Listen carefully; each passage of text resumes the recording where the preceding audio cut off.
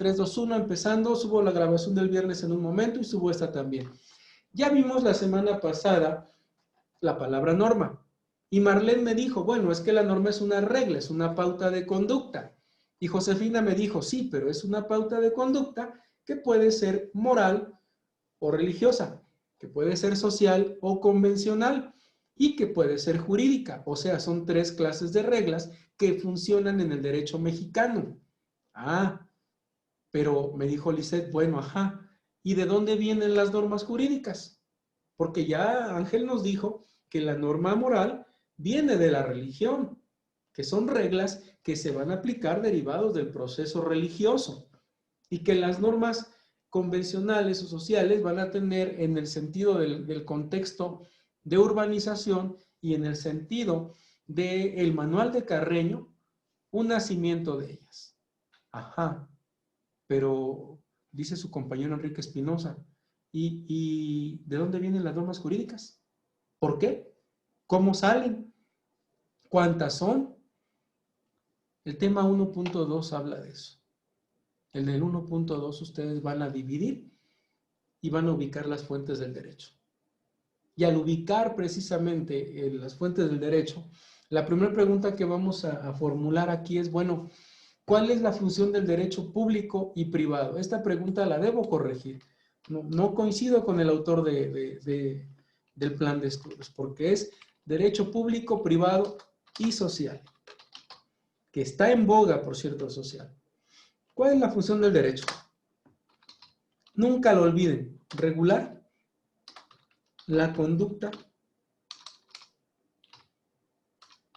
humana. Vamos a preguntar a mis compañeros,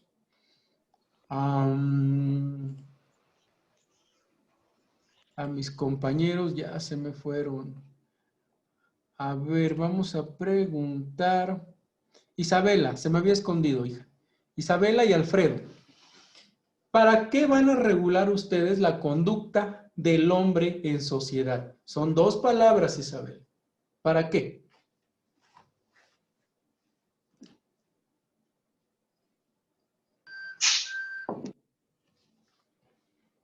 ¿Para qué, Isabela?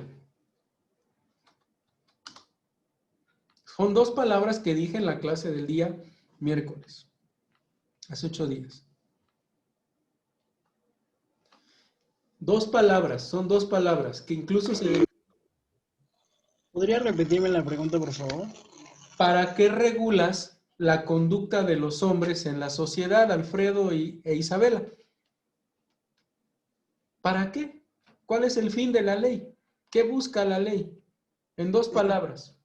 Que sean leales. Los principios con la conciencia. No. Principios, o sea, las normas y todo. Esta palabra empieza con una P y termina con una Z. ¿Qué es esa palabra? Para que haya paz. Efectivamente, porque debe de haber paz. ¿Y cuál es la otra palabra que empieza con A y termina con A? Armonía. Exacto. Nunca lo olviden. El ser humano, nosotros los seres humanos necesitamos necesitamos tener paz y armonía. Todas las reglas privadas, públicas, sociales, van a buscar la paz y la armonía a través del bienestar. Jamás lo olviden. Esa es la importancia del derecho. Eso es lo que los legisladores a veces olvidan y sectorizan el proceso legislativo. No debes de sectorizar. El ser humano, la mujer, el hombre, no son entes diferentes. Tienen un genoma humano que está regulado por el principio, por el derecho humano llamado igualdad. Lo que tenemos que aprender los hombres, David Méndez, lo que tenemos que aprender los hombres es que tenemos que coexistir y la fuerza se tiene que utilizar para el trabajo, no para lesionar a una dama. Ahí dejo ese comentario. La siguiente pregunta, ¿cómo se definen cada una de sus ramas? Bueno, las ramas de cada una de lo que es la división del derecho, llámese público, privado, social, cada materia de derecho va a tener un diferente concepto. ¿Cuáles son las fuentes formales del derecho? Esta pregunta la omito, va más abajo. Más abajo la interpretamos, porque aquí más bien en esta pregunta tendría que ser cuáles son las fuentes del derecho. Y la voy a adelantar. Voy a adelantar la respuesta. Las fuentes son formales, reales e históricas. Y aquí, en estas, es a donde está todo el proceso legislativo, que es lo que vamos a ver como una clase adelante. Esas son las fuentes del derecho. El derecho surge de la historia. Ahí lo encontramos. El derecho surge de los fenómenos sociales. Ejemplo, el huachicol. Ejemplo, el narcomenudeo. Ejemplo, la conducta antisocial llamada lavado de dinero. Pero de las fuentes formales tenemos, obvio, la ley. Aparte de la ley tenemos los principios generales de derecho. Tenemos también la costumbre. Qué importante es la costumbre en el derecho. Y es algo que ustedes van a ver. Siguiente pregunta. ¿Qué es la ley y cuáles son sus elementos? Bueno, la ley es una legislación dirigida a las personas. Alguien me puede preguntar, a ver Ángel, entonces, no puedes dirigir la legislación a los animales porque yo me enteré que un burro fue sancionado. Yo me enteré que un perro fue sacrificado. Los semovientes, los animales, pues, tienen la condición de semovientes y para la ley son cosas. Pero se está dando un fenómeno social importante. Se está legislando para proteger la vida de los animales porque el ser humano está maltratando a los animales. Se está intentando proteger el principio de la vida, pero aquí surge algo. Me diría Miguel, bueno, a ver, pues no dijimos que lo que importa más en el entorno del planeta, de México, no dijimos que importa más la vida del ser humano, llámese dama, llámese varón, y la respuesta es sí, pero la palabra maltrato implica que el ser humano no puede olvidar el sentido del raciocinio, por eso se ha legislado. Aquí la pregunta tendríamos que ampliarla. El programa dice esto, pero para mí, en la interpretación pura del derecho es, ¿cuál es la diferencia del derecho público, privado y social? Es simple. ¿A quiénes se dirigen las reglas? Vamos a ponerle reglas ahí. Esa es la diferencia. Vamos a encontrar que el público está mandatado para cierta clase de personas, cierto grupo social, las reglas privadas igual y las de seguridad social, aunque no lo crean, por eso las divido. Si me preguntara Lady, a ver, profe, ya dijo usted que la privada va para cierto grupo social, que la pública va generalizada, y la social, resulta que la social es para todos. El derecho social es para todos. Y esta es una situación de tipo internacional en la que en el derecho, a través de ONU, a través de UNESCO, a través de CEPAL, a través de OCDE, todos los organismos internacionales, se ha buscado que en especial el derecho laboral, el derecho a la seguridad social, traducida en pensión, traducida en servicios médicos, traducida en vivienda, llamado habitación, tenga ese satisfactor por lo menos y el alimento, todo aquel que esté en el planeta. ¿Se ha cumplido? Miguel Ángel Montes, no. Es un principio básico de la humanidad. Es una ley, es una declaratoria internacional. No se cumple. El dinero no alcanzaría, pero está en la ley. ¿Qué importancia tiene jerarquizar, o sea, generar una jerarquía en las fuentes del derecho? Cuando existe una jerarquía, existe un orden ascendente-descendente. Ejemplo, en la escuela todos somos docentes, pero alguien tiene que llevar la coordinación y encadenar las acciones de todos. Un colegiado o una persona, Ricardo Ramos, tiene la posibilidad de visualizar y organizar algo. Por eso es que debe de hacerse. ¿Qué importancia tiene? Es mejor dirigir. Sí lo voy a poner. ¿Qué impacto tiene el uso de la costumbre en la creación de una ley? Total. allá por 1917, cuando se crea nuestra Constitución Política, se hablaba del derecho originario, del derecho llamado de la autodeterminación. ¿Qué es eso? Nosotros cedemos, o nuestros antepasados cedieron, el principio básico de la libertad para que pudiera México coexistir, para que cada entidad, cada nación, cada continente pudiera existir. Y eso es lo que permite que la costumbre vaya modificando los saberes. Así, ¿cómo divides el derecho? Pues el derecho lo vamos a dividir en público, privado y social. En el público tenemos al derecho administrativo. ¿Cómo lo ves reflejado? A ver, es que el derecho administrativo es el conjunto de reglas jurídicas que regulan el actuar del Estado con particulares, con otras entidades paraestatales, con otros órganos de gobierno. Sí, entonces, ¿a quién se dirige? Se dirige en especial al gobierno. Que me diga David, entonces, profe, a ver, dígame usted una forma en la que yo pueda ver el derecho administrativo. Y yo le diría, David Méndez, en tu casa deben de pagar de alguna manera predial, luz, agua, drenaje. Ese es el derecho administrativo, la recaudación de impuestos. Que me preguntara Miguel Ángel Montes, ¿qué es el derecho constitucional? Bueno, es el conjunto de reglas jurídicas que controlan o regulan la ley fundante básica de un país. México son 136 artículos con transitorios, divididos en parte dogmática y parte formal. ¿Dónde la vemos? Bueno, pues se llama Constitución, con mayúsculas, Constitución Política de los Estados Unidos Mexicanos. Así se llama. Voy a poner sus puntitos. Eso es lo que tenemos en nuestra Constitución y ustedes la han visto. El derecho penal son las reglas de carácter público que protegen o tutelan bienes jurídicos.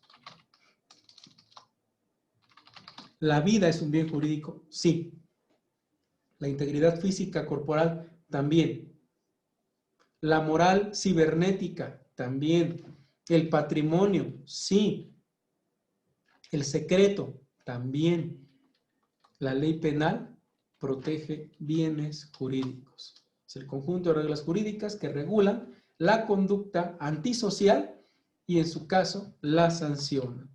Otro de las ramas del derecho, bueno, el derecho aduanal es relativo a servicios migratorios. O sea, lo que entra y lo que sale del país de manera legal, sean personas o sean compras o adquisiciones de muebles, de inmuebles, etc. ¿Se puede comprar un inmueble en el extranjero? Sí se puede, con el derecho de ellos, pero puedes adquirir incluso desde el consulado mexicano.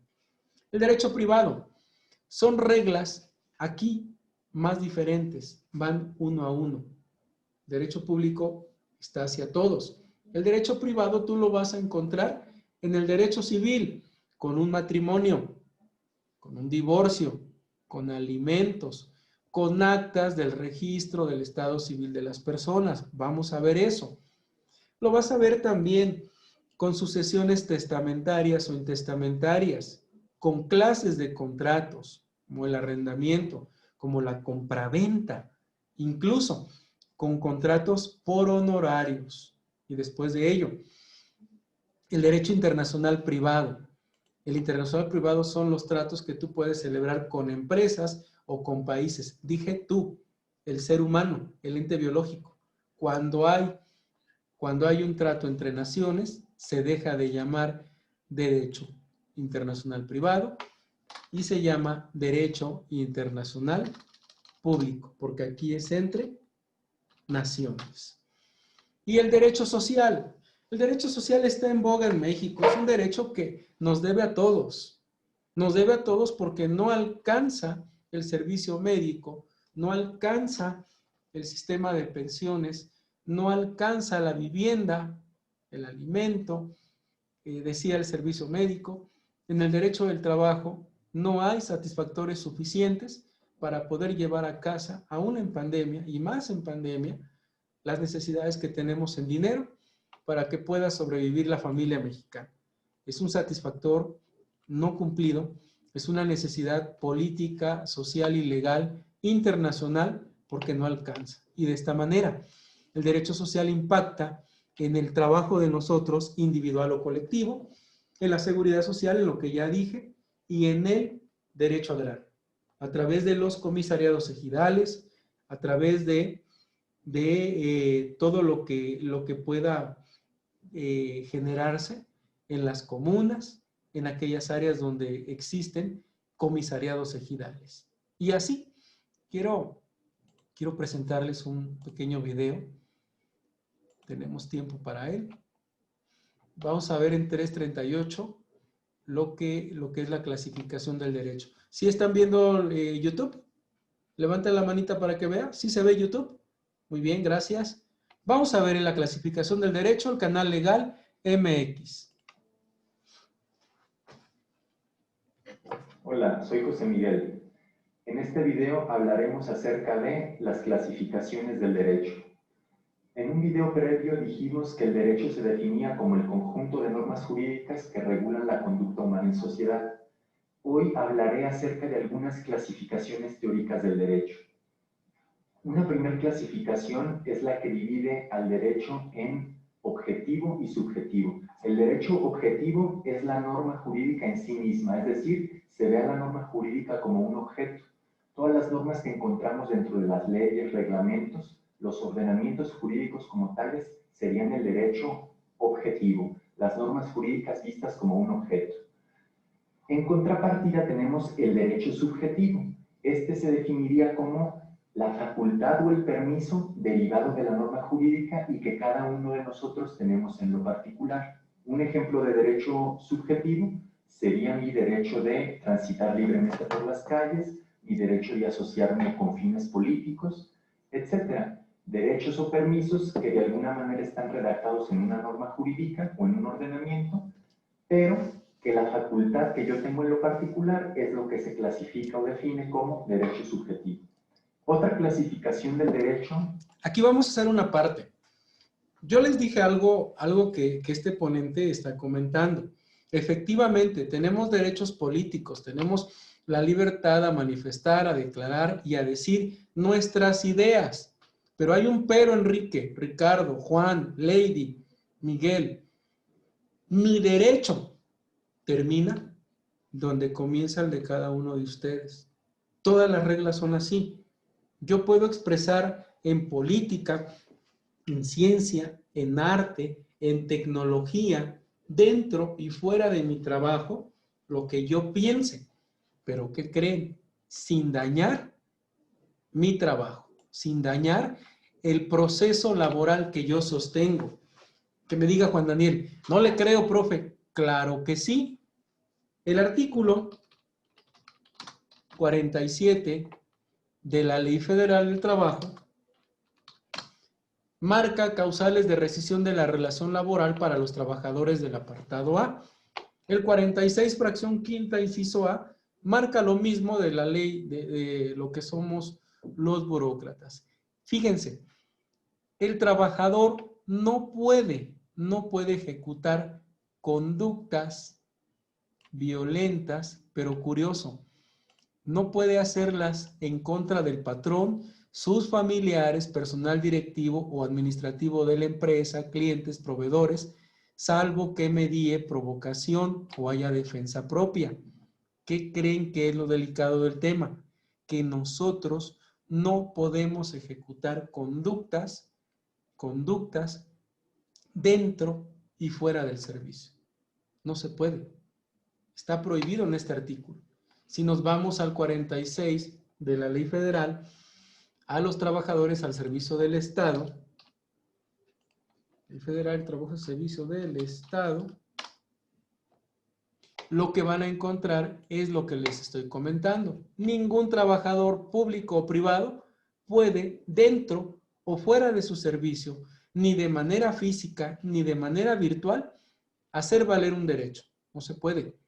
Tenemos que seguir los lineamientos que la ley marca. Esto es, respetar las reglas por encima de todo para que yo dé más certeza a lo que está comentando el ponente en este video. Y aquí está lo que les digo. ¿Sí se lee este cachito? Sea dentro y fuera ¿de dónde? Del servicio. Es que me sacó la lengua el señor X, yo trabajo en un Oxxo, y me espero a que termine y me lo encuentro afuera y me lo moqueteo. Puede llegar el señor X, quejarse en la empresa y decir que lo atendí. Se demuestra que lo atendí en el Oxxo, que fui irreverente con él y que todavía le pegué afuera. Es una causal de rescisión de la relación laboral. Bueno, ahí dejo fija esa idea. Vamos a continuar. Es la de derecho real y derecho personal. El derecho real es la facultad o poder que yo tengo para aprovechar una cosa de manera directa y autónoma.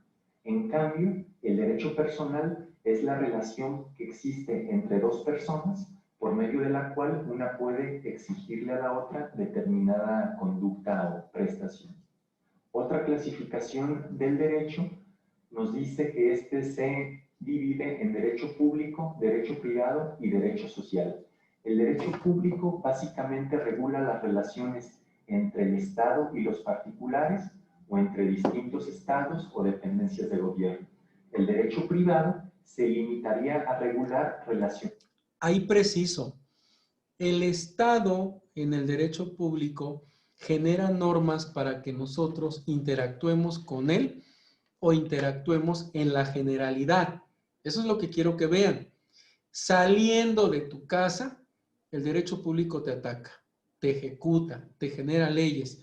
Dirá Miguel Ángel, entonces en mi casa no me ataca. Sí, porque si en tu casa alguien llega a cometer una conducta antisocial, jurídicamente reprochable como la violencia intrafamiliar, como lesiones, como homicidio, ahí la norma pública va más allá de lo que dice el artículo 27 de la Constitución y entra el derecho penal en favor tuyo. Veamos el derecho privado. Entre los particulares.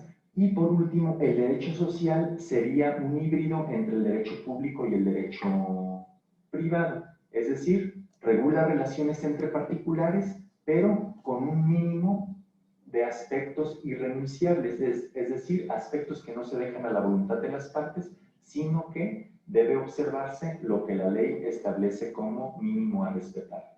¿Cuáles serían algunos ejemplos? De derecho público sería el derecho penal, el derecho fiscal. Son áreas del derecho que regulan la relación entre el gobierno y los particulares.